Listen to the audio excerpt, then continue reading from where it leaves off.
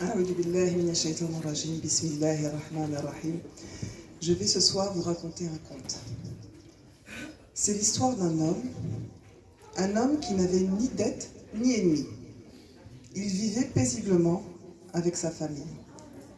Il allait au travail chaque matin et passait une grande partie de la journée à faire au mieux son ouvrage, puis rentrer ni trop tôt ni trop tard auprès de sa famille. Cet homme qui n'avait ni dette ni ennemi vivait confortablement, puisque son travail lui apportait suffisamment de revenus pour manger des mets simples, de la viande bien grasse de temps à autre, et des lentilles et du chou. Ses habits étaient bien coupés et sa maison bien tenue. Ses enfants recevaient une bonne éducation et il espérait qu'ils réussissent encore mieux que ce qu'il avait pu réussir et ce qu'il avait pu atteindre.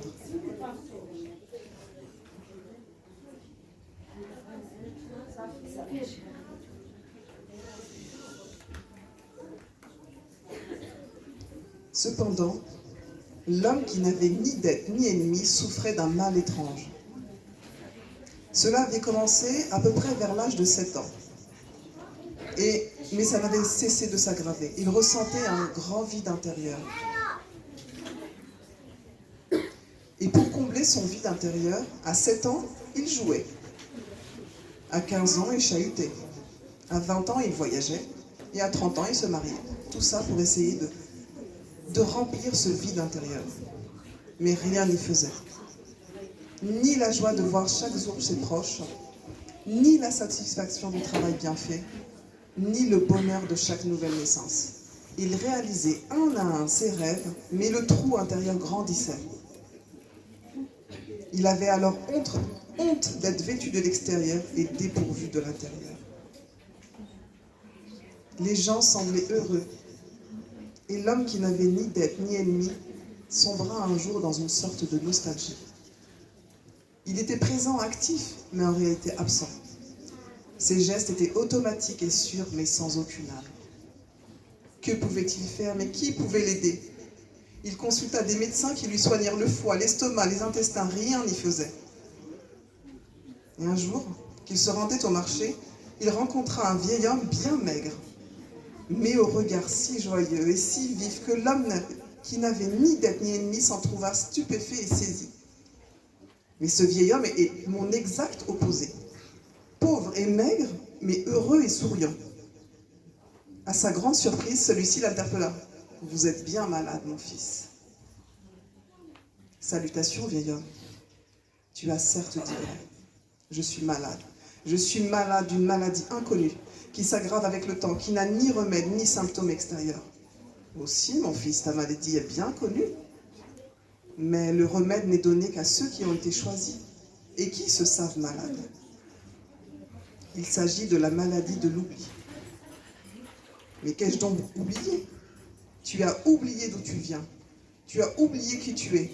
Et tu as oublié qui t'a créé. Et comment soigner ce mal étrange? En se rendant chez le médecin de l'âme. Et où se trouve-t-il? Il se trouve là où l'olivier est baigné de lumière du matin jusqu'au soir. Puis, le vieillard disparut, laissant l'homme qui n'avait ni dette ni ennemi perplexe. Il rentra chez lui sans victuailles, sans avoir fait ses courses, mais déterminé à partir dès le matin à l'aube, là où il vivait, les oliviers ne poussaient pas, donc il fallait sûrement aller vers le sud. Il prit la route plein d'espoir, d'enfin se débarrasser de ce mal-être, ce vide intérieur qui le rongeait. Joyeux et enjoué, il quitta sans aucune tristesse femme et enfant. Les kilomètres lui paraissaient des mètres, les journées des heures.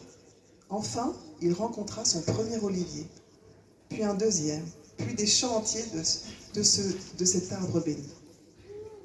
Malgré cela, il continua jusqu'à une montagne baignée de lumière, où de nombreux oliviers étaient les seuls occupants. Il se sentait tellement bien qu'il s'arrêta pour se reposer et regarder les oliviers et le paysage. Il y mangea et dormit à l'ombre de l'olivier le plus haut sur la montagne. Et à la fin de la journée, il constata que ces oliviers étaient baignés de la lumière du soleil du matin jusqu'au soir. C'était bien là. Aucune aucune trace pourtant du médecin de l'Inde, ni de son office. Alors il explora le versant de la montagne et au milieu d'un rocher imposant, il découvrit une brèche qui menait à un temple. De nombreux hommes s'y trouvaient, tous habillés d'habits étranges. Ils l'accueillirent sans montrer de surprise, avec chaleur et sympathie, comme s'il était attendu. Après une visite des lieux et un thé revigorant, ils l'invitèrent à rejoindre un groupe qui priait en continu. Ils ne comprenaient ni leurs rites, ni leurs propos, tout en ressentant pour la première fois un répit dans sa douleur intérieure. C'est bien ici, se dit-il plein d'espoir. Puis un silence se fit et un homme commença à parler. Sa voix était douce et ferme, enjouée et profonde, ses gestes amples et précis, son regard pénétrant et délicat. Ses mots avaient le goût et la saveur de la vérité, et pourtant il ne comprenait rien du tout, tout en étant sûr que tout ce qu'il disait était vrai. Ce n'est qu'au bout d'un long moment qu'il reconnut cet esprit mystérieux qui parlait sans fatigue et sans notes. C'était le vieux monsieur du marché. L'assistance l'écoutait avec attention et respect. On lui avait pourtant dit que ces assises avaient lieu chaque jour. Comment le vieil homme pouvait être au marché et ici à la fois? Le vieil homme s'interrompit et demanda à l'assemblée si quelqu'un avait une question. Il questionnait l'assistance, mais son regard se portait sur l'homme qui n'avait ni dette ni ennemi, avec une certaine insistance, teintée de douceur. Sans vraiment se contrôler et comme s'il y avait été poussé, l'homme qui n'avait ni dette ni ennemi s'écria « Qu'est-ce que j'ai oublié qui me rend si triste que cela va finir par me tuer ?» Tu as oublié ton pacte avec celui qui t'a créé. Mais si j'avais pris ce pacte, je m'en souviendrais. Et je me souviens de tout, même de mon enfance. Ce pacte est aussi ancien que le temps qui vit apparaître les âmes de ce monde. Toutes les âmes des hommes, vivants ou morts. Un jour où elles ont toutes été présentées devant leur Seigneur, elles ont répondu à Allah subhanahu wa ta'ala, qui leur demande « Ne suis-je pas votre Seigneur ?» Bella. Si, nous témoignons. Il n'y avait aucun doute en ce temps. Mais depuis, l'âme a rejoint le corps. Et le corps a rejoint un endroit dans le monde. Et le pacte a été oublié. Mais n'y avait-il personne pour nous le rappeler, ce pacte? Si, chaque peuple a reçu son prophète, issu de lui-même. Et un jour, lorsque tous les prophètes furent tous envoyés, ce fut au tour de la plus belle des créatures de terminer le cycle qu'il avait lui-même démarré. Le premier et le dernier des prophètes, à la fois apparent et caché, apporta le dernier des messages d'Allah dans un livre dont l'original est gardé en lieu sûr, inviolable et inchangé jusqu'à la fin de toutes choses et de toutes les âmes. Elles seront toutes descendues sur terre.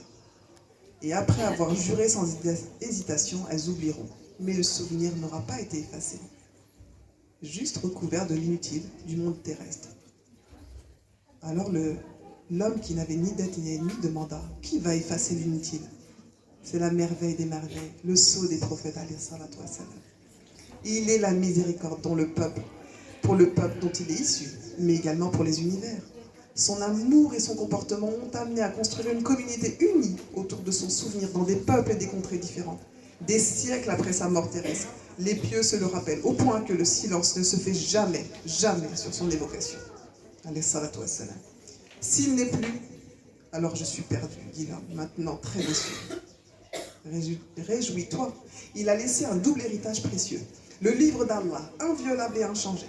Et il a laissé celui qui pourra après lui se charger de garder ce souvenir intact ou de totalement se rappeler. Celui-là est lié au prophète de deux façons.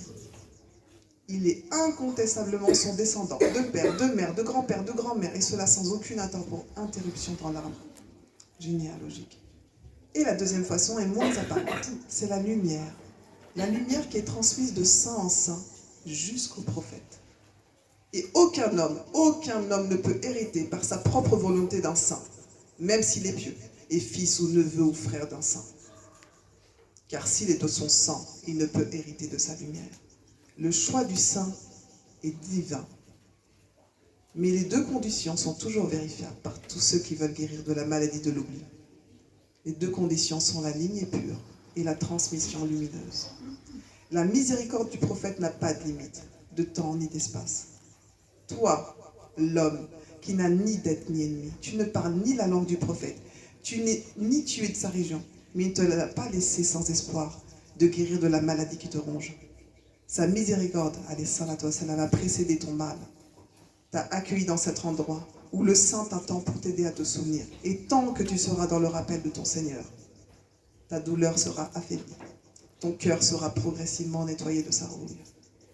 Et sa miséricorde, alayhi salatu wassalam, est si grande qu'il t'accompagne dans ce voyage avec sa lumière. Tu n'as rien fait pour lui. Il a tout préparé pour toi. Tu ne lui as rien donné. Et il te donne tout.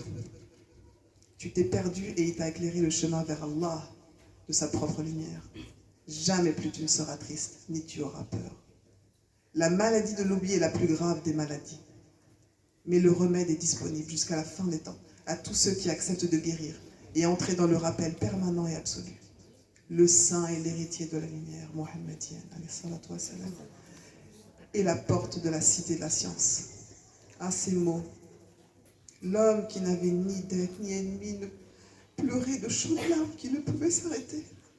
Quel était ce Seigneur qui lui ouvrait grand les portes de sa miséricorde alors qu'il n'avait jamais montré de signe d'amour envers lui?